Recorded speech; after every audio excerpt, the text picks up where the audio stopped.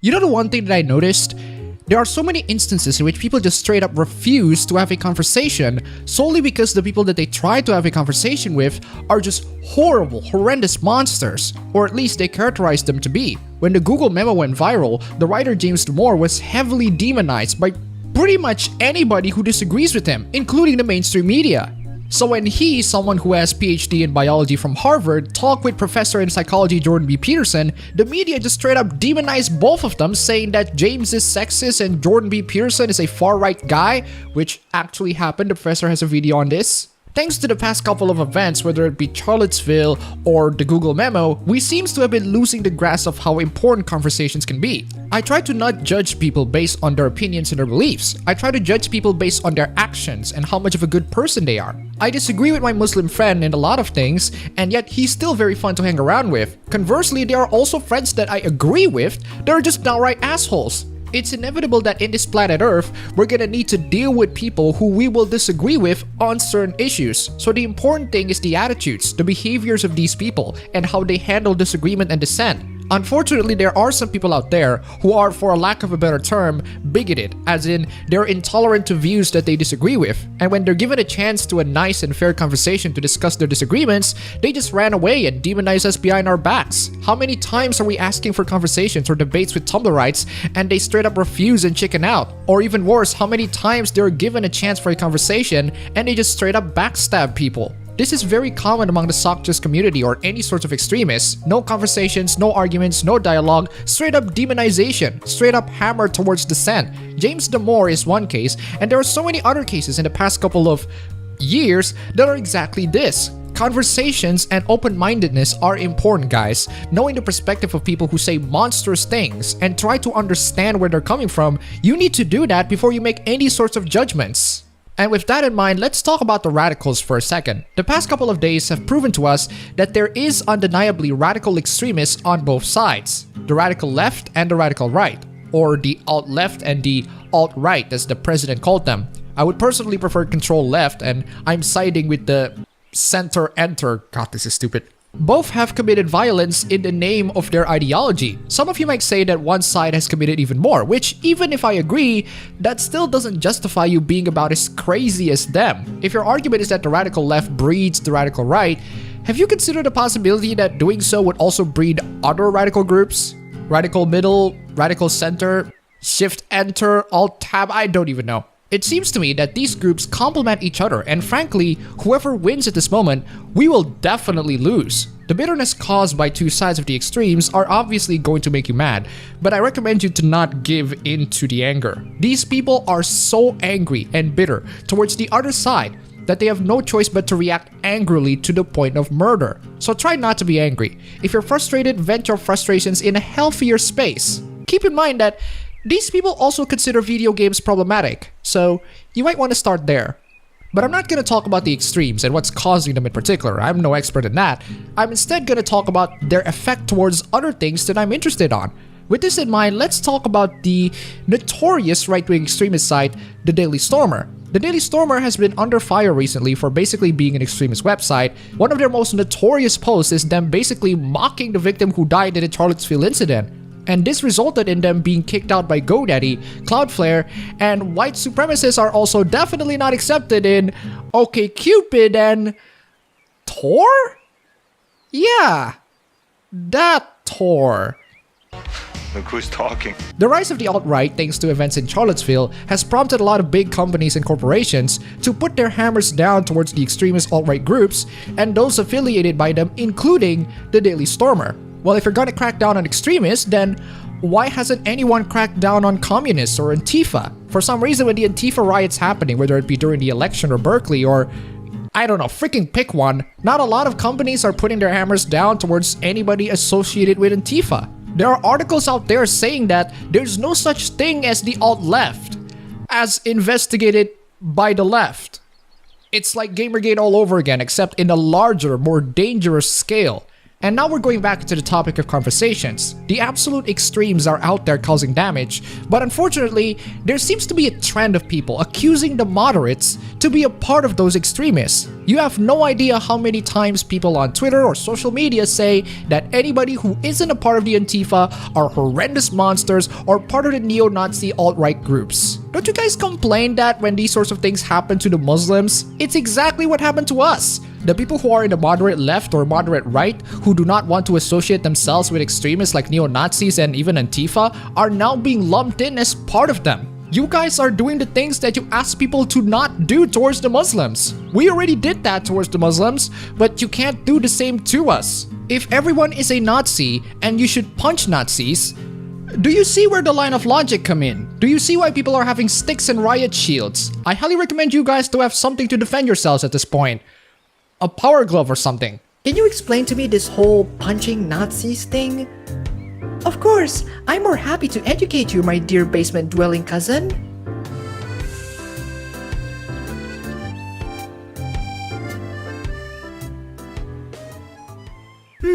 So someone who has a different opinion to you that you don't like is a Nazi, and Nazis deserve to be punched, right? And I don't like you or your asinine opinion, so by that logic,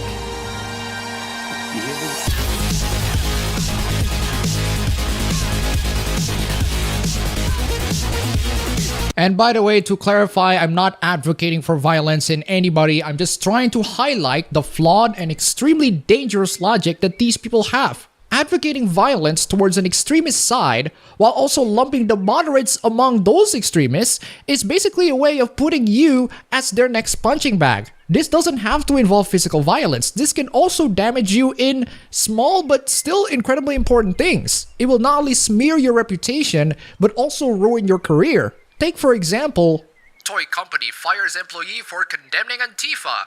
Reaper Miniatures, a toy company, is taking action against one of its senior employees after he engaged in an argument with progressives on his personal Facebook account.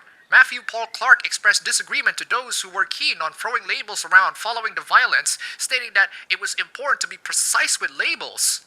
The article links to an entire Imgur gallery basically summarizing the things that he said. He did post very edgy memes like this one over here, but the rest of that are just arguments and disagreements about Antifa and Nazis. The one person that he argued with said that Antifa is better than the Nazis because they don't believe in human extermination.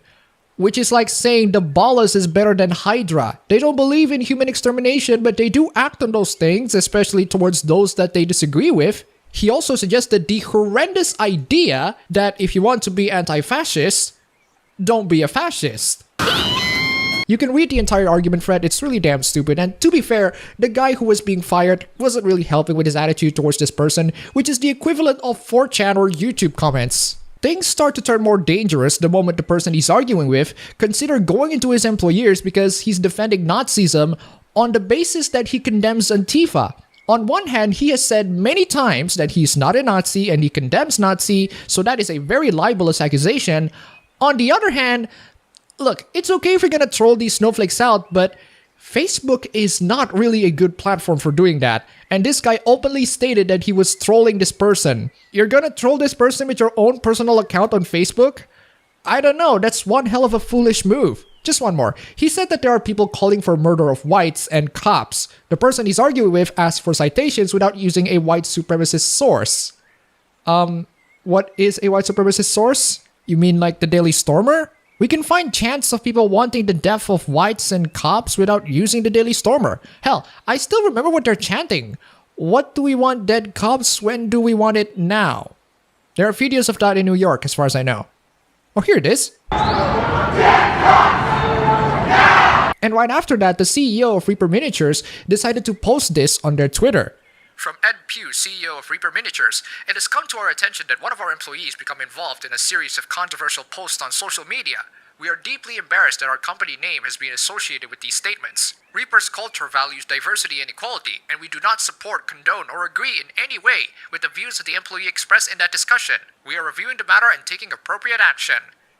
And by appropriate action, he means firing him. Again, I don't know if there are any sorts of discussions happening between the employer and the employee, but knowing that the CEO said that he valued diversity and equality, that certainly doesn't mean diversity of opinions or even any sorts of equal treatment towards those whose opinions he disagreed with. Also, the guy has said many times during the conversation thread that the company has nothing to do with him and that his actions and dialogues are merely his own. And yet for some reason, the company decided to take the mere words of the person he's arguing with in face value. Now, the employee has apologized on Facebook saying this. I am deeply embarrassed about the things I said on social media last night.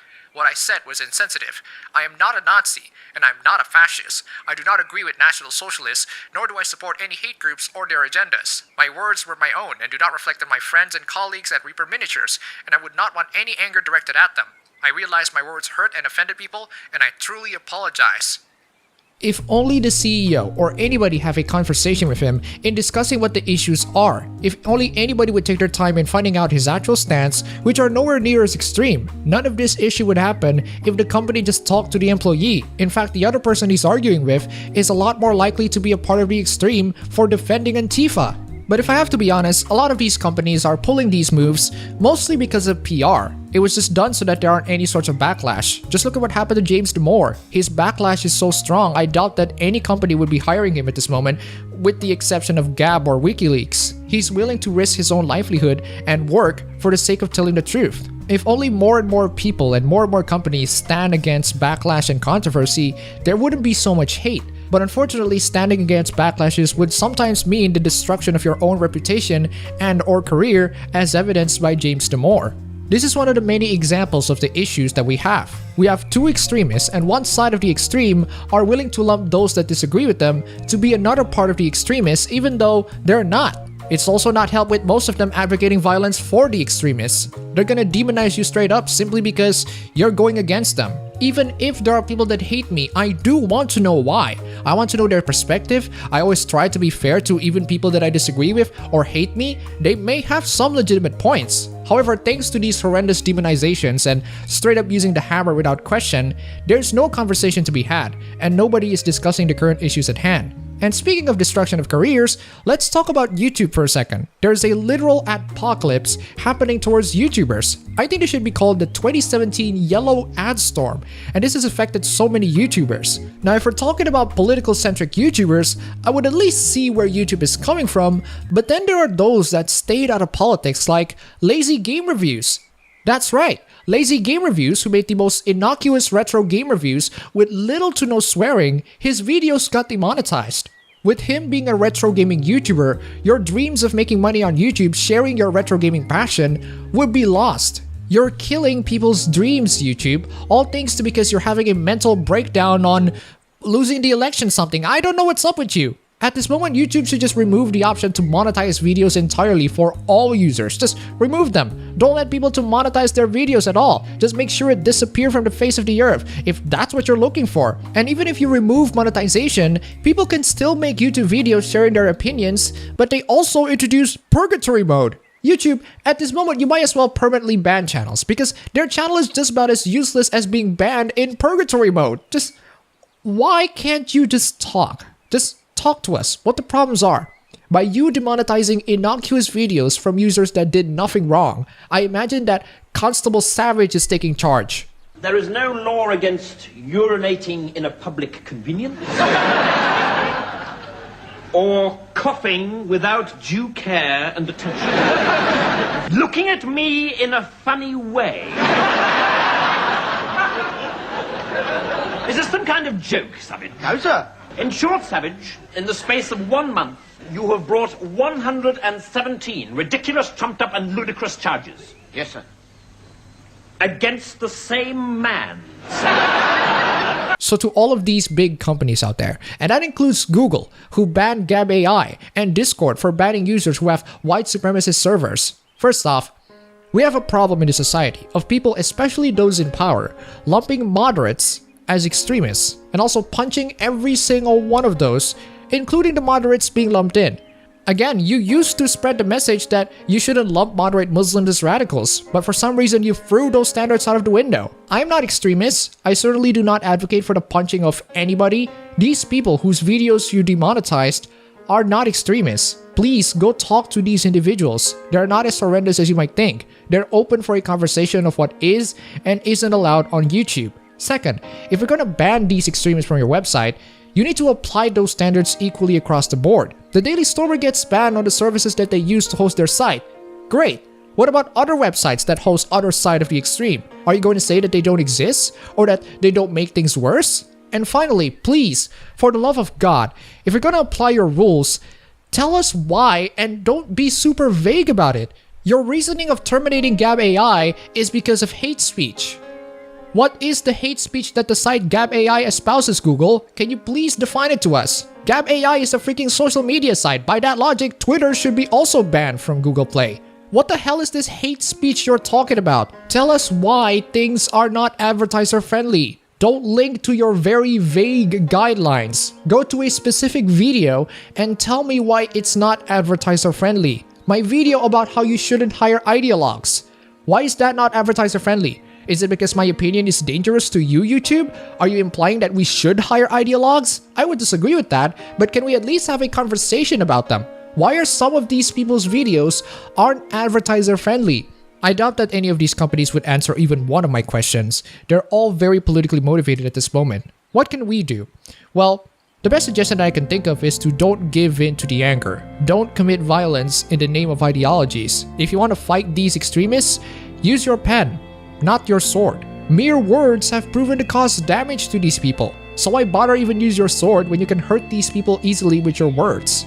But since some of these extremists are in power, keep yourself safe. They won't be afraid to come after your livelihood or go to your personal life. So while it is absolutely imperative that you spread the words and say whatever opinions you have to say while not committing any sorts of violence or advocating them, it's also important to keep yourself safe while doing so. Before we end this video, huge thanks to Nadia Lee Alexander and Gregory Dritz for the pledges on Patreon. You guys are fantastic. That's all for the video today. If you like this, you can go ahead, click the like button, and subscribe for more. If you wish, you could support me on Patreon. And thanks for watching. Stand up, Savage! Savage! You're a bigot! It's officers like you that give the police a bad name! The press love to jump on incidents like this, and the reputation of the force can be permanently tarnished. Did you get some kind of perverted gratification from going around stirring up trouble? Yes, sir.